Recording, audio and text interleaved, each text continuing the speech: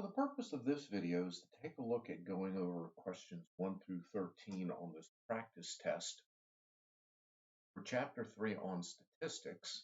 So what we have here with the first problem, the first few problems are all about the definitions of statistics. Which one of these is defined as categorical data?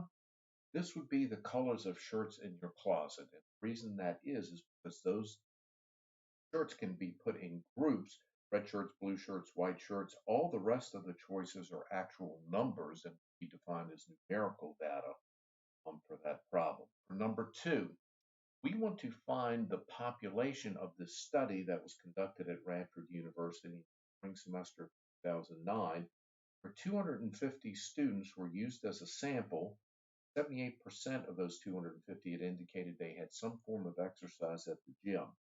So our population would be all students at Radford University during the spring semester of 2009. All Radford University students could be students today or students from 1962 or something random. This population was from the spring semester 2009. 250 was your sample. 78% of the 250 would be the statistic because you're saying something very specific about the sample. The next few are all about reading graphs, and we have a bar graph here, and we want to see how many more students are in econ versus chemistry. Well, we have about 350 in econ and about 150 in chemistry.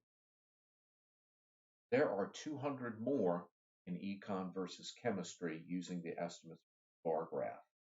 Number 4, which of the following have approximately the same number of students?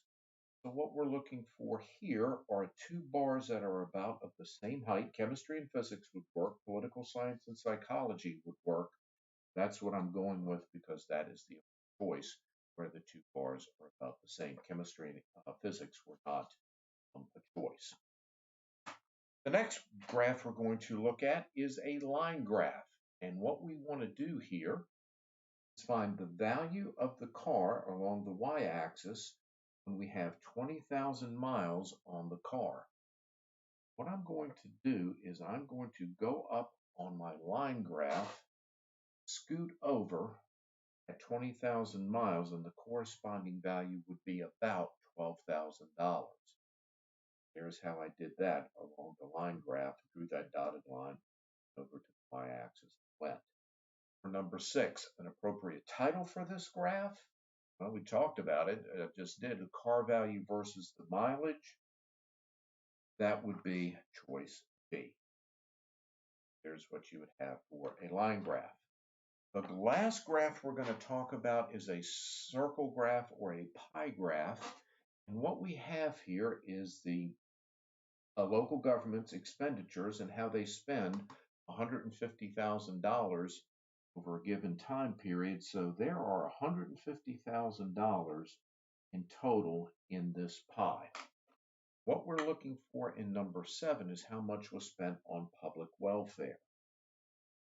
14% of the $150,000, when I multiply that out, would be $21,000, choice B. So the whole pie has $150,000. The public welfare slice is 14%. I multiply those together. Now, for this last problem on this circle graph, how many more dollars is spent on education versus highways?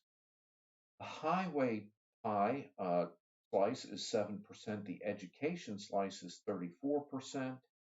7 times about 5 would give me 35 or 34.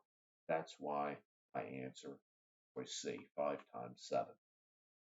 So that takes care of reading graphs and some basic definitions in statistics. What we're going to do for problems 9 through 13 is take a look at a data set and answer some questions about that. My sample mean for this data set is the average. So what I want to do is I want to find the average amount of weight that was lost with these contestants. So to find the average, remember, I am going to add all of these values together. I'm going to divide by the number of contestants in the data set. So we have 14 data points, 14 contestants. The average weight that was lost was 27.1 pounds. My answer is choice A. There's what you would have for number 9. Number 10, the sample median. We are looking for the term that is in the middle of this data set. So it's be somewhere around here, physically in the middle. But I have to make sure I list my data points from least to greatest, which I did. Now I'm going to start eliminating second highest, second lowest, third highest, third lowest, fourth, fourth, fifth, fifth, sixth, sixth. Right in the middle, I have two medians. And the reason I have two medians because I have an even number of data points. They are the same, so this would be 17. If these two data points would have been different, I would have averaged these two together. Since they're the same, common sense, they're 17. Sample mode.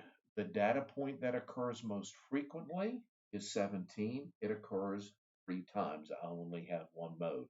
16 would have occurred another time, would have had 2 modes, 16 and 17. Or if all the data points would have been different, I would not have had a mode, but 17 occurred 3 times by itself. I have one mode at 17. Which of the following central tendencies measures would be most fair in representing the data? This would be the median because there is an outlier. The outlier would be the contestant that lost 120 pounds and drew the mean or drew the average up to 27.1 pounds. The median takes care of that outlier, that number that's way above or way below the rest of the data points. I would go with my median. Median could absorb that outlier. And then number 13, we just talked about it, 120 would be the outlier because it is off the rails compared to the rest of the data points. The next video, we'll go over questions 14 through 6.